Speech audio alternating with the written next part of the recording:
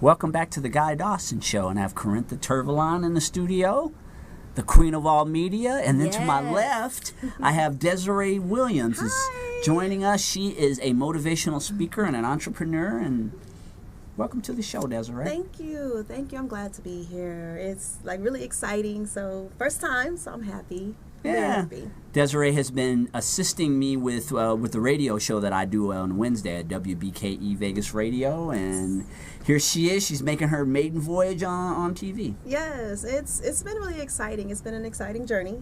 The radio show has been doing really awesome. I've been having a lot of fun, a lot of experience, talking to a lot of people, booking a lot of people, and it's really exciting. I'm excited for February because I have it all booked up. Yeah. I have it all booked. Yeah, boy, they get started on radio and it's like the fever. I've really been enjoying having you as a part of the show, and we're going to talk more about your business and being a motivational speaker and your message. I want to talk a little with Sherman, though, about the Las Vegas Black Business Directory on Facebook that he launched. And how many members do you have on that now? Oh, gosh. We are up to 1,780, something like that, almost 1,800 people. Oh, nice. Yeah. What inspired you to get that going?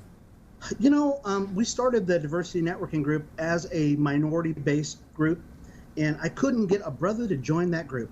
It was just incredible. Diversity? So, yeah, I know. I think you were the only brother. I'm not surprised. I'm not against any other color group or anything like that, but I wanted this specifically for blacks and women. That was really the big emphasis. And after 5 years, I couldn't get a following of black folks to help with the group. And so when Diversity Networking Group ended, we made an overt move to call a group Black something. And so that's what we did, is we actually found out that Las Vegas Black Business Directory was not taken, and we started the group. And we wanted to make it so that it was specifically for Las Vegas. So the group members, we were pretty much 99% business owners, and 99% of us are from Las Vegas. So we generally don't let anybody in the group if you're not from Las Vegas or a black business owner. So we've been pretty strategic about that.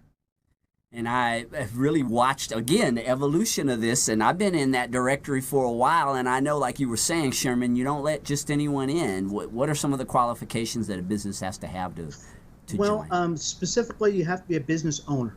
And we generally don't do direct marketing or direct sales, and it's not that we have anything against direct sales, but we're looking for people who have insurance, real estate, hairdressers, lawyers, doctors, and marketing people. We have those, and that's really pretty much where we're at. So we're not against multi-level marketing, but we generally tell people, if you do try to recruit on our site, we're probably going to kick you off, just because all of these people have they're already business owners, they're working on their own thing, and so that's really kind of where we're at on this whole group.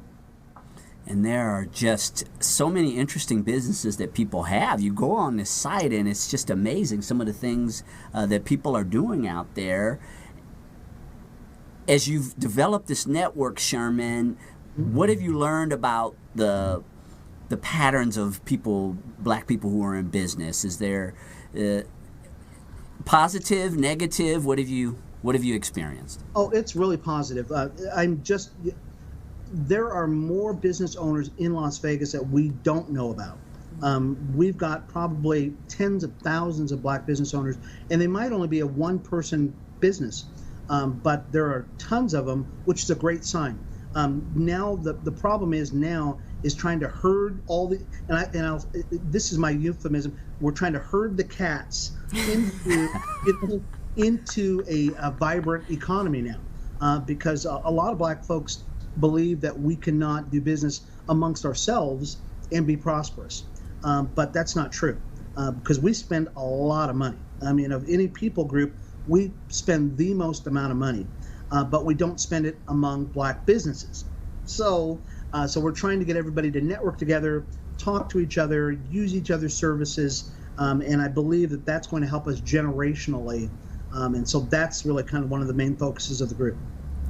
Yeah, it really is a great concept. And like any network, you have to develop it.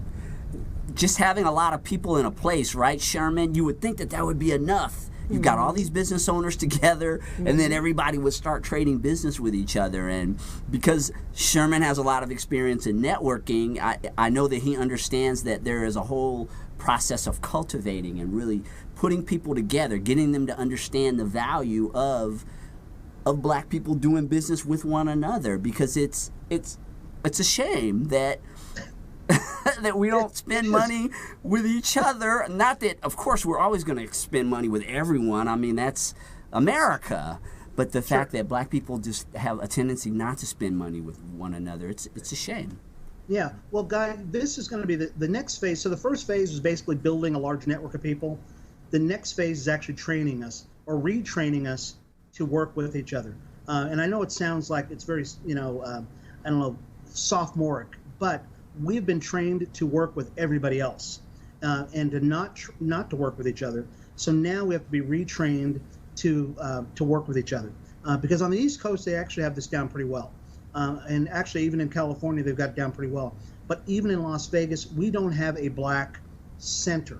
We have areas where black people live, but we don't have a black middle class that lives all in the same area. Okay, and we don't have black pockets of business. Like they do in Oakland or in Alabama or something like that. So now it's really the next phase is to get us to start networking together, not partying together. So we can party.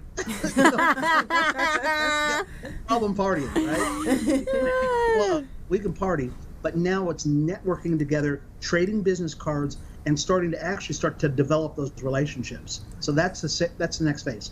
Yeah, and I think a lot of it is that you're going to have to develop those leaders, Sherman, which I know you understand, the people within that directory who will go out and with the flute and really encourage people, get them to understand the value of what you've got there. When you've got 1,700 people who are in business in one place, there's a lot of money. There could be millions and millions of dollars very quickly that could start being circulated through that directory. Yeah. And it already is, I'm sure, because there's a lot of interaction over there. When you go on that directory page, you can see that there's just an audience that, it's just in the developmental stage, but I think you've done a great job of putting it together. Well, thank you, Guy. I appreciate that. And like I said, our next phase is really trying to just network together. Matter of fact, this morning when I looked on it, there were another 20 people who wanted to join the group, and I think I let 3 people in out of the 20 people who wanted to join, because once again, now we're getting people from all over the country and out of the country who see you got a large number of black folks and they know we spend money. So we're basically saying, look, we love your interest in us, but we're trying to get these people in this group to start working with each other. Somebody was looking for an estate planner, and so we know of a couple of lawyers who are in that group already, and we want them to start working with those people right there. So now it's trying to get these people to start working with each other. Not only will the people in the group make money, but generationally now that money goes back into the community.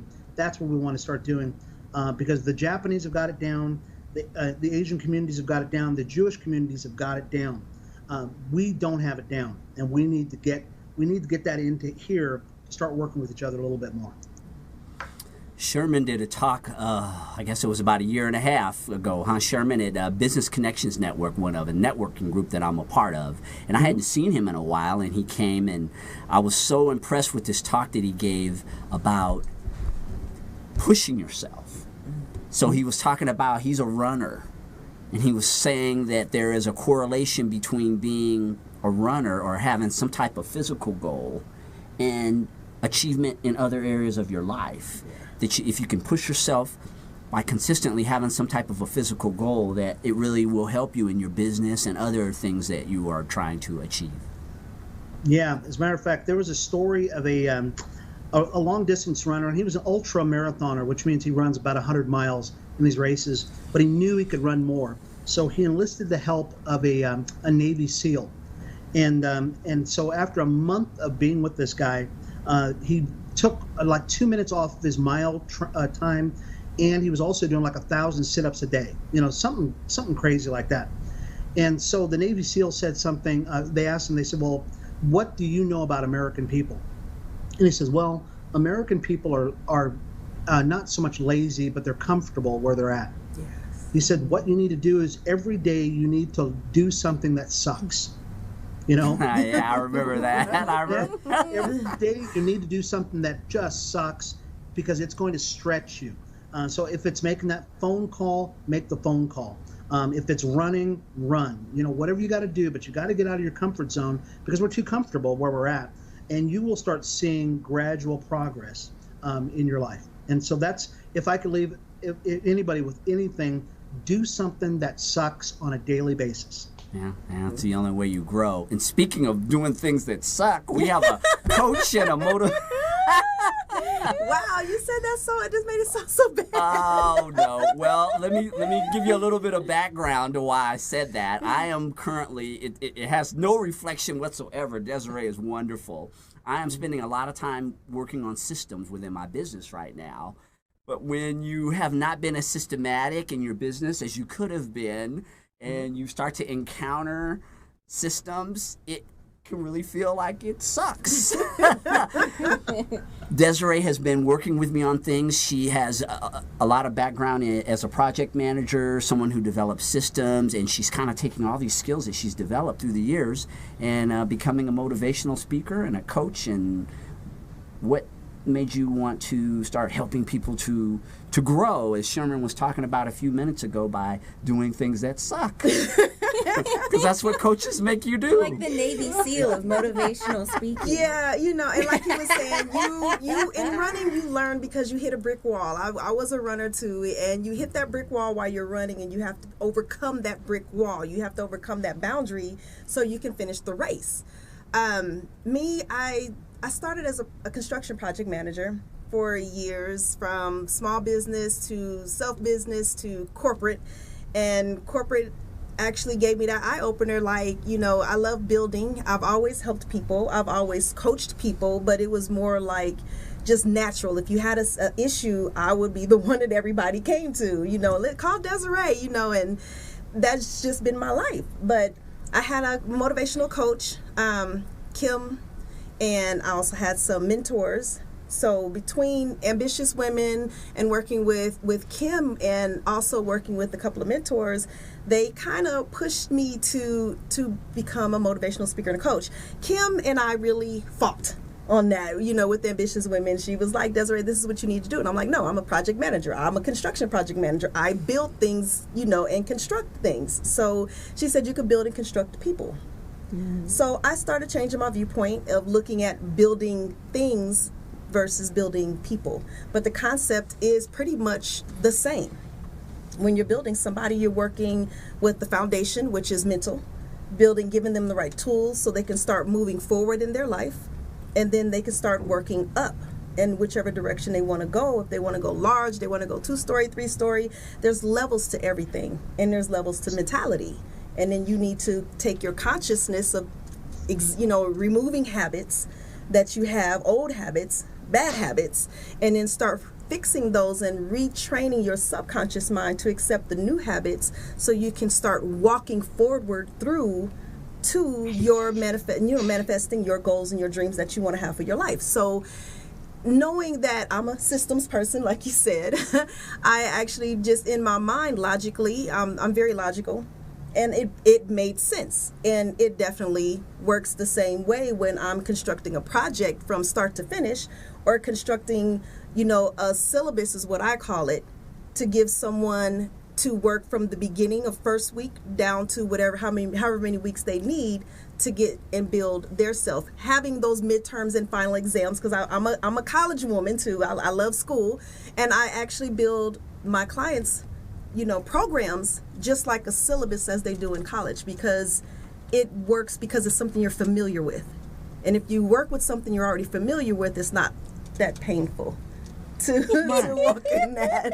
Well, like if it doesn't hurt, you're not getting any better, right? It's just part of, I accept it as a part of life, really. I mean, in order to break through and to get better at things, you really do have to have a willingness to accept everything that comes with that. And sometimes there can be resistance, and I guess a lot of people come to you, they're at places, they're stuck, generally that's when we reach out to someone, is when we are in a whole lot of pain and we're stuck where we are and we need someone to help us with our thinking.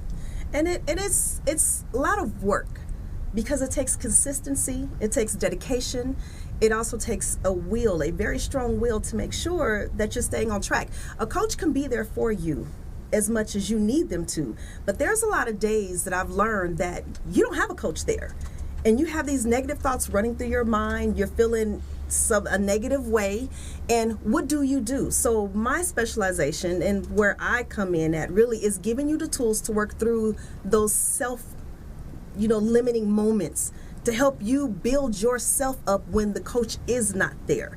And I've always looked at it, there's a lot of millions of coaches out there, motivational speakers, and I always look at them like there's something missing. And the missing piece to me is, okay, if I'm by myself and it's 12 o'clock at night and I'm crying and I'm depressed and I'm frustrated and I need to talk to somebody, what do? I don't want to waddle in my depression. I don't want anybody else to waddle in that. That's not a good feeling. And then you go to sleep and you wake up feeling just as horrible as you did the night before when you were thinking about it. So I want to give you the tools to be able to help yourself get through those very trying moments when somebody is not there for you. So that was really dear to my heart. And like I told Guy, I am a very honest person, sometimes brutally honest, but my truth is your truth. So I stand on truth when I'm talking to anybody, my clients or anybody. I'm going to give you the honest truth. I know how I've made it to where I'm not as harsh. So I took the New York harshness out of it from my dad, but I know now how to be very comforting and nurturing, and I've tapped into my nurturing side to give you the honest truth in a very nurturing way so you can accept it, so you can first be truthful with yourself, because you can't be truthful with anybody outside yourself if you can't be truthful with you first. And you can't do anything as being successful until you come to that truth, because that truth will actually break those boundaries and be able to open your mind up limitlessly and move beyond, those walls and stretch yourself. Corinthia, what do you think about that? Because I know you're one who stretches herself. Oh my goodness. I had one of those moments that you're talking about last night where I literally, that I've got a lot going on in my life, and I had one of those, I call it a Mariah Carey moment. We were going to have her on the show, too. What are we going to do now? We won't be sending her this archive. I love Mariah Carey. I love her. I went to her concert. She's amazing. But no, it's one of those. But it really speaks to the fact that it doesn't matter who you are, how rich you are, how successful you are. We all have those moments because we are human. Yes. And that's where I feel like I had one of those moments. I was having one of those moments myself last night. But you have to, like you said, I think it's really important to be able to pick yourself up and look at yourself in the mirror and say, you know what, I can do this. And you know why? It's because someone like you encourage people and you tell people, listen, you can rely on yourself as your own support network. Right. Yeah. And it's not 100% fully. You're always going to need a coach. You're always going to need somebody to take you to the next level, that next step. So it's not taking coaches completely out of the equation. Yeah. It's just helping you help yourself when somebody can't be there. I mean, I was, by myself for a long time. I was on my own since I was 16, and I was by myself. And I had a lot of times when I needed to speak to somebody. I needed to talk to somebody, and I had nobody there to talk to. I didn't have anybody to pick up the phone and say, hey, and half the time if I'm picking up the phone and talking to a friend, they're just egging on my depression. So it didn't help. I don't want to feel worse. I want to feel better. I don't want you to agree with my negativity. I want you to push me in a positive way. And it's really hard because 87% of people, 87% of your thoughts are negative anyway. It's just naturally. Desiree, how can they get a hold of you? Because we're almost out of time. We got to give Sherman one more plug. How can people get a hold of you if they want help getting unstuck? You can reach me by email at dwilliams at P as in Peter, M Michael, consulting, the number 4 U as in uncle.com. You can also reach me at 702-626-4337. And I'm also on Facebook with my group page, Elevated Ambassadors. And Sherman, how can people get a hold of you for Avery's Coffee or Nevada's Republican Black Caucus? You can reach me at Avery's Coffee. You can go to info@averyscoffee.com. Or if you want to go to the Nevada Republican Black Caucus, you can go to. He's taking full advantage of Skype. GOP Black Caucus at gmail.com. Guy, we're also just started a new radio show too, and it's called the Sherman Ray Show. I know it wasn't very creative with it, but we started it online. But you can go to my Facebook page at Sherman Ray, and you can see my my new radio show. Thank you so much for being on, Sherman, being a part of our first ever Skype broadcast of the Guy Dawson Show. Thank you, Miss Corintha Turvalon, for being a guest hostess again. Thank you. I learned, as always, learn lots, and and always enjoy our guests. And we hope that all of you enjoyed this week's edition of the Guy Dawson Show. Visit us at Facebook and go to our website, classiccommunications.net. Take care of yourselves, and we'll see you next week.